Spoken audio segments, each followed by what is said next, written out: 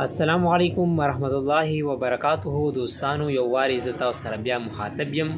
دوستانو نننۍ ویډیو کې به زه تاسو سره د یو ایپ باره کې خبره کوم چې ډیر خلک دي داسې یو کس یو ځای کې موبایل کې دي، هغه تا ته پته ني او ستا موبایل چې راغستی په هغې کې ګوتې وخي، نو آیا دا به تاسو څنګه پته لګي چې زما موبایل کې چا ګوتې والي دي؟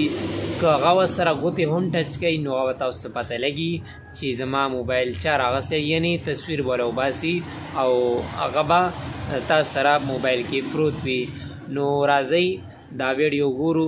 د ویډیو نه مخکې تاسو ته یو درخواست دی، یو ریکویسټ دی، که تاسو زموږ د یوټیوب چینل سبسکرایب کړی نه وي نو زموږ د یوټیوب چینل ټیکنیکل KPK سبسکرایب کړئ، ورسره د ګنټۍ نشان هم وښئ. تاسو سره به روزانه ښایسته ښایسته ویډیوګانې ملاویږي. راځئ چې ویډیو تر موبایل سکرین ته او تاسو کتلی شئ د موبایل سکرین ته زه رالمه.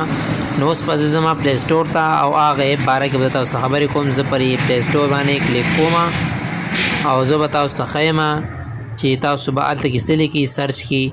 نو سرچ کې به تاسو ولیکئ چې وو ټچ مای فون، وو ټچ مای فون. دا مونږ ولیکو چې دا تاسو کتی شئ دا موبایل هغه چې کوم اپلیکیشن دی هغه راغی. نو په هغې باندې مونږ د اوس کلیک کوو، اوفن وخو. چې اوفن مونږ وخو نو هغه یعنی هغه مونږ ته راغی. دا به اوس آن کوو څنګه؟ د دې لپاره دا یو تاسو دا بټن چې کوم ده په دې باندې به کلیک کوئ او دا چې کوم ایپس دی چې کوم د هغې هغه کار دی هغه پې مونږ آن کړو. دا اوس کته مونږ ته لیکلي دي چې اوکې ووهئ، نو مونږ به اوکې ووهو. مونږ اوکې ووهو، د هغې نه پس کې به دا درې لاینونه راشي. په درې لاینونو کې به مونږ کوم یو ووهو؟ مونږ کې دا پاسنی ووهو. چې پاسنی ووهو د هغې نه پس کې به بیا مونږ ته کته راشي چې اوکې ووهئ.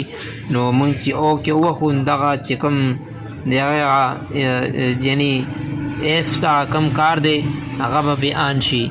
نو د هغې نه پس کې به د اوس چې کوم دلته کې سیټینګ کې چې کوم دا آن نه دی نو دې نه به یې مونږ اوس آن کړو.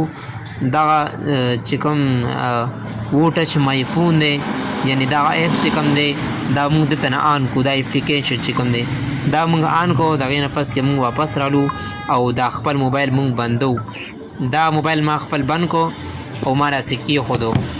کې مې ښودو، د هغې نه پس کې داسې یو کس راغی که هر څوک وي او زما موبایل یې راواغستو داسې په لاسو کې او دا شاندې یعنې کولاو کړی هم نه دی، دا شاندې بس بیا یې کېښودو.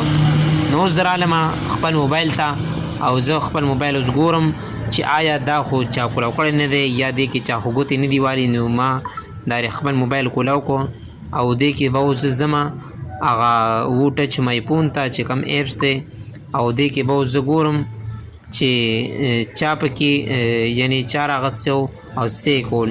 نو دې باندې به زه کلیک کړم. په دې کې تاسو کتی شئ زما نه تصویر یې راغستی دی.